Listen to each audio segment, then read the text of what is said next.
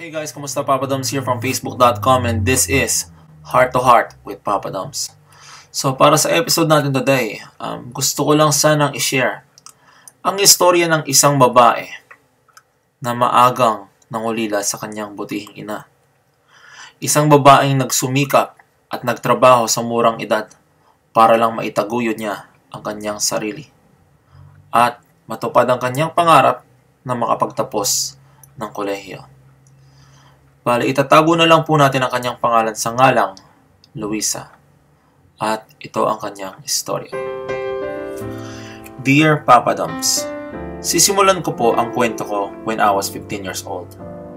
Namatay ang mama ko through car accident noong March 15, 1997. Then after a year, nag-asawa uli ang papa ko. But sad to say, may asawa din yung babae. Umalis sila ng probinsya para makaiwas sa mga bulong-bulungan. Naiwan ako at ng bunso kong kapatid. Pangwalo ako sa siyam na magkakapatid.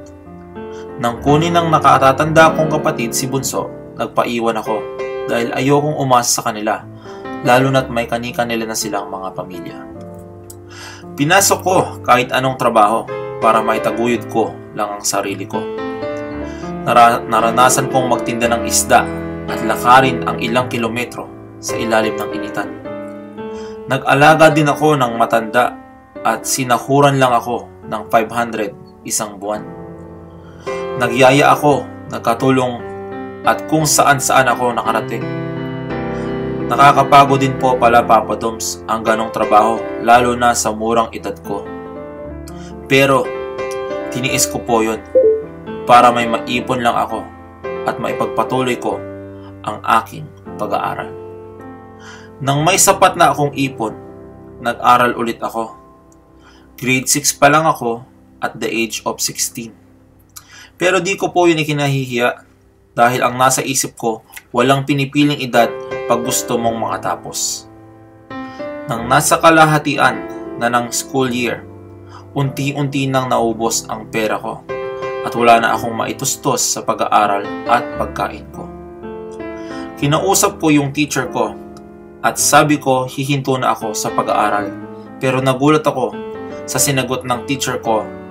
Ang sabi niya po, huwag kang huminto dahil sayang ka. Kung gusto mo, sa amin ka na tumira at pag-aaralin kita. Hindi na ako nagdalawang isip, Papa Doms. Pumayag agad ako sa offer niya. Dahil chance ko na yon. Inampon nila ako, pinakain, pinag-aral, inalagaan at itinuring na parang anak. Sa kanila ko naranasan ang pagmamahal at pag-iingat na di ko naranasan sa tunay kong pamilya. Pinag-aral nila ako, Papa Doms, hanggang sa makatapos ako ng college at makapagtapos ng kursong education. Magre-review na lang po ako para makapag-exam. Papa Doms, ipinapakilala ko po sa inyo ang mga pamilyang tumulong at nag-aruga sa akin at itinuring akong parang tunay na anak. Mr. Jose Romano and Mrs. Adeline Romano. Thanks sa time, Papa Doms. Alam mo, Luisa, alam kong hindi naging madali ang bawat araw ng buhay mo simula nung nawala yung mama mo na napakabata mo pa nun. And hindi ko ma-imagine kung gaano kasakit sa iyong damdamin na intindihin na sa bawat araw hindi mo na makikita ang iyong mama. And hindi ko rin alam for myself kung paano ko haharapin ang bukas na wala ang aking butihing ina. Sabi mo pa na nagtrabaho ka sa murang edad. At age 10, nagsimula ka ng magtrabaho. At sabi mo, nagbenta ka ng isda, naglakad ka ng ilang kilometro sa initan sa bawat araw. Normally, yung mga bata na katulad mo noon ay naglalaro. nakikisama sa mga kaibigan, nagsasaya, diba? Nag-e-explore sa buhay, sumasama sa field trip, at kung ano-ano pa. Pero ikaw, iba yung dinanas mo. Sa totoo lang, bilib ako sa'yo na sa pagsisikap mo sa buhay. Sabi mo na nag-alaga ka ng matanda, sumasahod ka ng kakaunting halaga kada buwan para maipangbaon ka sa eskwelahan. Normally, nung nasa elementary pa lang ako, nag-iipon din ako. Kaso, hindi galing sa pagtatrabaho. Iniipon ko yung baon ko para mabili ko yung mga gusto ko. Pero ikaw, nag-iipon ka para may makain, para may maibaon sa eskwelahan, para mabili mo yung mga pangangailangan mo. Hindi ko maintindihan man kung gaano kahirap ang bawat pinagdaanan mo, pero alam kong hindi naging madali para sa iyo na nag-iisa ka, na wala kang karamay, at nagtatrabaho mag-isa. Normally, yung mga kabataan these days, nag-iipon sila para makabili ng mga mamahaling gadgets, mga magagandang damit, magagandang sapatos. Pero ikaw, simple lang, makapagtapos sa pag-aaral. Para sa lahat ng mga kabataan na nakakapanood nitong segment ko na ito, gusto ko lang iparating sa inyo na ang bawat piso na ipinupundar ng ating mga magulang para sa ating pag-aaral ay napakahalaga. Maraming magulang dyan na nangingibang bansa para makapagpatuloy sa pagtustos sa inyo para matapos nyo ang inyong pag-aaral. And sana ma-appreciate nyo ang bawat effort, ang bawat padala na inilalaan para sa inyong edukasyon. At merong katulad ni Luisa. Hindi nyo alam na may katulad ni Luisa na sa bawat araw nagsisikap, kumakayod, ginagawa ang lahat mag-isa para lang makatapos ng pag-aaral. Bilib ako sa iyo dahil napakagandang halimbawa mo, lalong-lalo na sa mga kabataan at sa mga taong minsan ay nawawalan ng pag-asa na guminhawa pa ang kanilang buhay at makapagtapos sa pag-aaral at marating ang mga pangarap na kanilang minimiting. At, sabi niya, bumalik siya ng grade 6 at age 16. Alam kong minsan may mga taong pag-iisipan ka ng masama kung bakit grade 6 ka at age 16.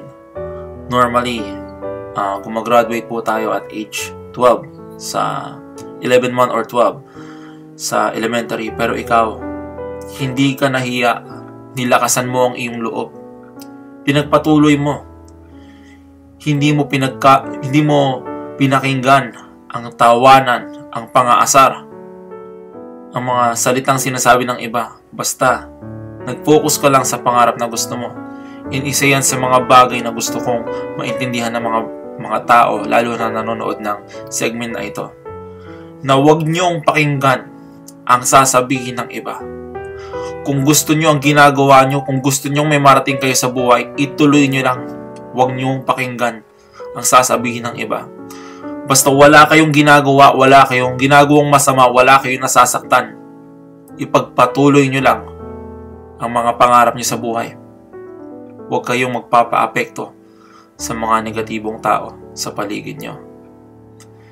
And inilian mo ang bawat paghihirap mo sa iyong edukasyon hanggang sa naubusan ka na ng pera and hanggang dumating sa punto na nawalan ka na ng pag-asa, hanggang kinausap mo na ang iyong guro, nahihinto ka na sa pag-aaral. And at this note, gusto ko lang sabihin na I'm very happy na kahit sa hirap ng buhay, marami pa ring tao na bukas puso na tumutulong lalo na sa mga nangangailangan, lalo na sa mga kabataang nangungulila. Hindi lang si Luisa, marami ring mga kabataan sa kalye na maagang namumulat ang mata sa mundo, sa malupit na mundo natin minsan. And wag po tayong mawalan ng pag-asa. Ganyan lang ang buhay. Sinusubukan tayo sa bawat araw. At sa bawat pagsubok, lalo tayong lumalakas at nagiging matibay sa bawat pagsubok na dumarating sa hamon ng ating buhay. At masaya ako para sa iyo. I'm very proud of you. And I'm very proud of your parents at mga taong tumulong sa iyo. Lalong-lalo na sa mga magulang na tumulong sa iyo, na inaruga ka bilang kanilang sariling anak. Pinakain ka, binigyan ka ng tahanang matutuluyan, at trinato ka nilang bilang isang pamilya. Saludo po ako sa inyo. At sana po, dumami pa po ang mga katulad nyo sa mundo. Maraming salamat po. And Luisa, alam ko hindi lang kilometro sa initan ang mararating mo sa buhay. Balang araw, ang bawat yapak na iyong dinaanan sa gitna ng initan ay magbubunga ng magandang resulta sa iyong buhay at sa iyong hinaharap. Saludo ako sa iyo. Maraming salamat sa iyong storya at bilib ako sa iyo. Thank you. This is Papa Doms, and this is Heart to Heart with Papa Doms. Thank you very much.